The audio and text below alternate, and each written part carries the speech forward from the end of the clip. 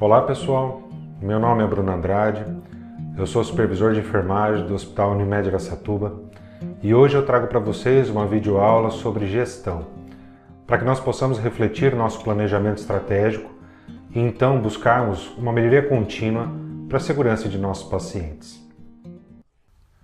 O tema desta aula é Empowerment, um método utilizado para consolidar uma equipe de alta performance através do empoderamento. Embora seja um tema de gestão com aplicação sistêmica, utilizaremos como exemplos os setores de centro cirúrgico, central de material e esterilização, hemodinâmica e centro obstétrico. O objetivo desta aula é disseminar junto à equipe um modelo de gestão participativa e compartilhar as estratégias e metas de resultados para a equipe. Visando o objetivo proposto, nós montamos o layout desta aula, como a estrutura de um currículo, pois para integrar uma equipe de alta performance, se faz necessário a qualificação para um profissional diferenciado no mercado de trabalho. Iniciaremos falando de planejamento estratégico. Em nossa instituição, temos basicamente 3 níveis organizacionais. O estratégico, que foca em metas SMART, no qual temos, como por exemplo, os gestores.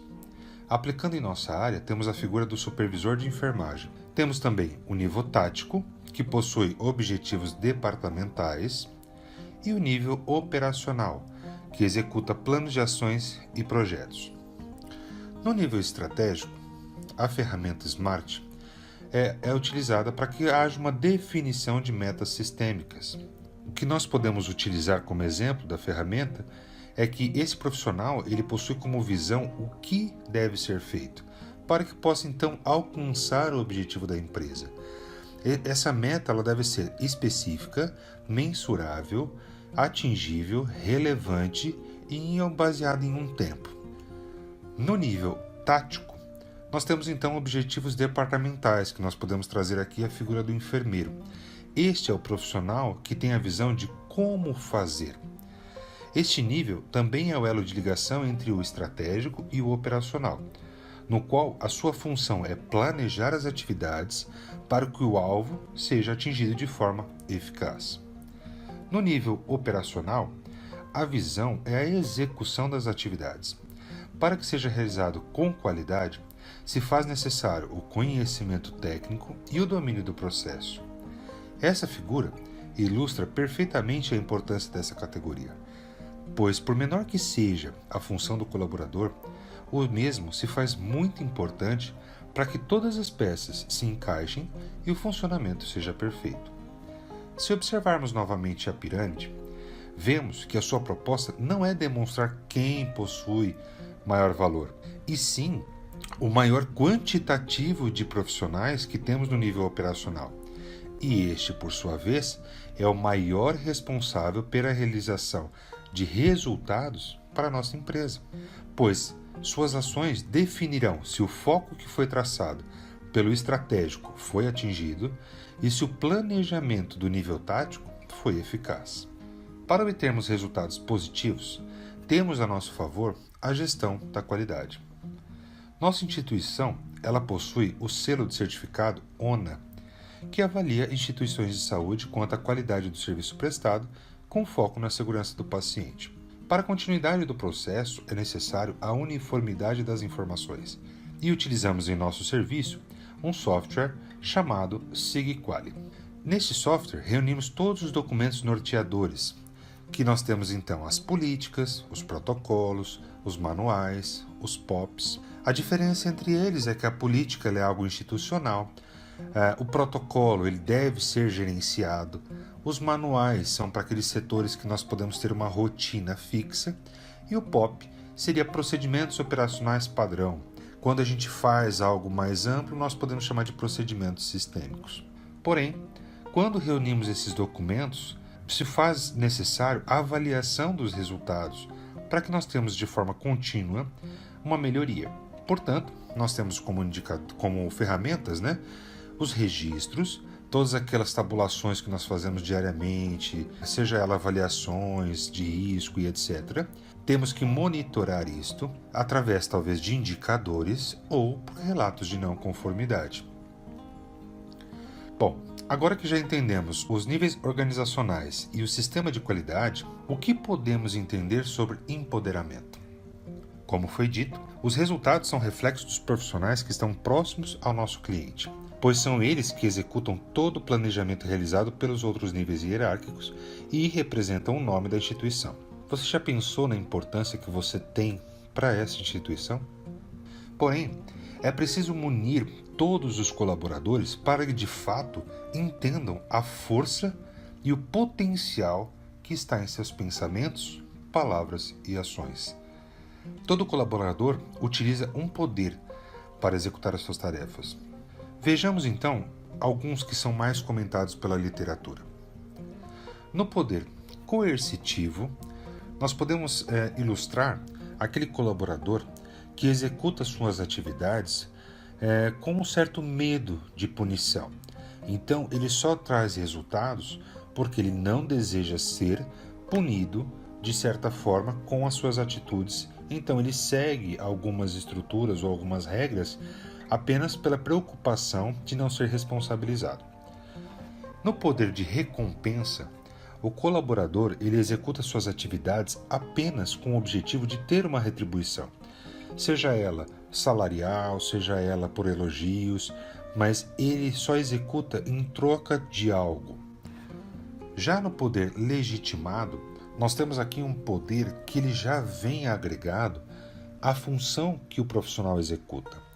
Cada colaborador que tem um cargo dentro da instituição já traz com este cargo uma responsabilidade e lhe traz então certo poder para que ele possa executar as atividades que são pertinentes à sua função. No poder de competência, nós trazemos aqui aqueles profissionais que têm uma experiência de vivência de longo tempo de trajetória nessa função. Então, um colaborador aí com 15 anos de casa, executando sempre a mesma atividade, ele já tem um conhecimento vasto que traz a ele uma rotina de trabalho com segurança, porque ele já vivenciou por muito tempo e ele tem total domínio das suas competências. Também podemos associar aqui profissionais que se capacitaram teoricamente, então aqueles que estudaram, fizeram várias capacitações para que pudessem, então, por competência teórica, executar as suas atividades. E, por último, o poder por referência. O poder por referência o motiva, aquele colaborador, em alguém que ele se espelha como referência. Nesta categoria de poder, nós temos que tomar um pouco de cuidado quem são as referências. Em nossa instituição, nós prezamos muito que as referências sejam sempre positivas. Eu não quero falar, colaborador X não vem trabalhar, falta, não é punido nem nada, então também vou fazer. Não é essa a ideia deste poder.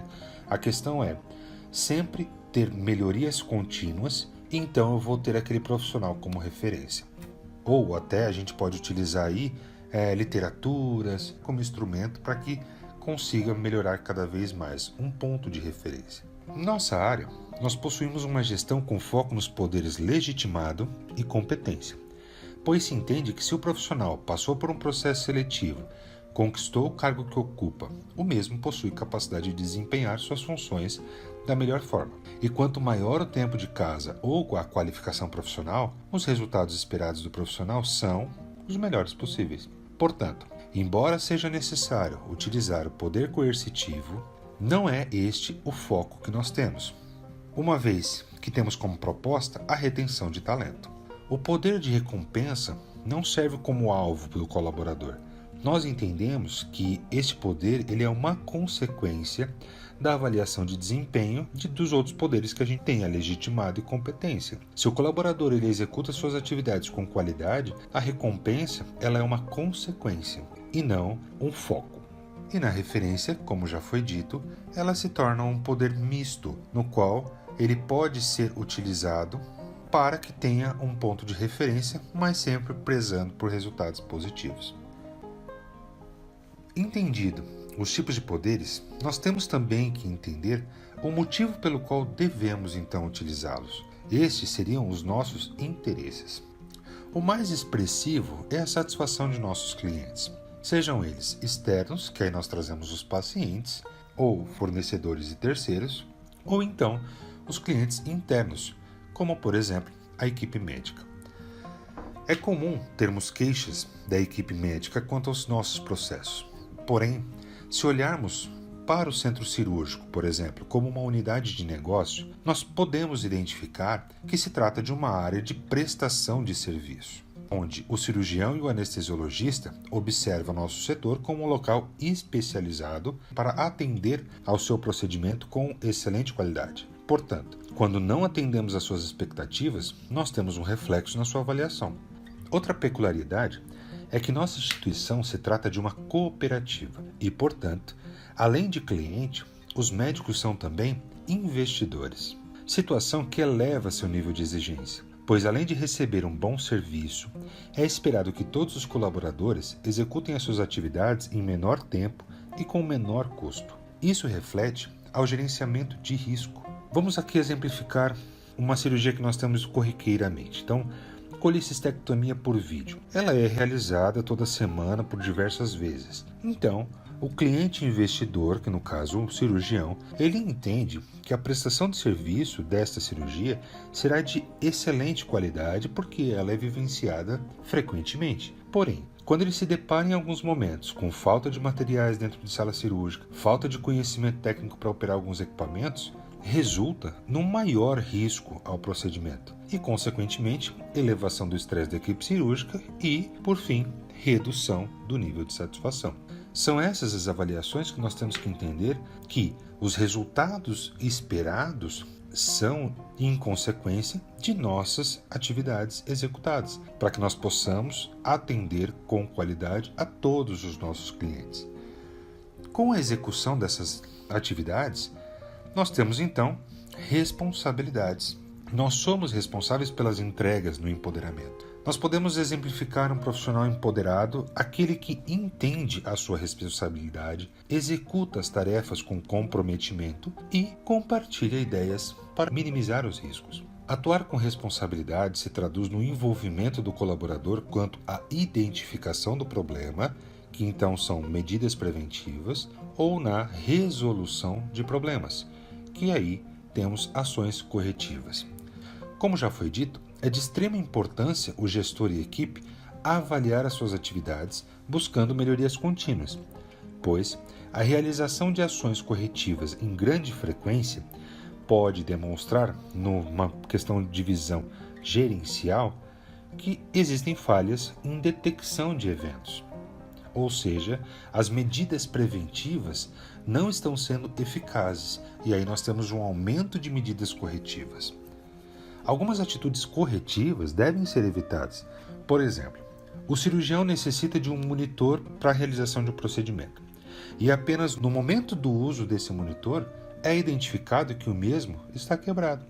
Em alguns casos, a contingência pode não resultar em um desfecho favorável ao cliente ou semelhante se houvesse todos os equipamentos disponíveis. Agir com medidas corretivas se faz necessário quando precisamos de um plano de contingência, mas o que esperamos é que hajam medidas preventivas como barreira de gerenciamento de risco. Portanto, devemos utilizar todos os nossos poderes para executar as nossas atividades de forma participativa, a fim de obtermos uma equipe de alta performance focada no mesmo objetivo e contribuindo cada um com a sua expertise e de forma companheira.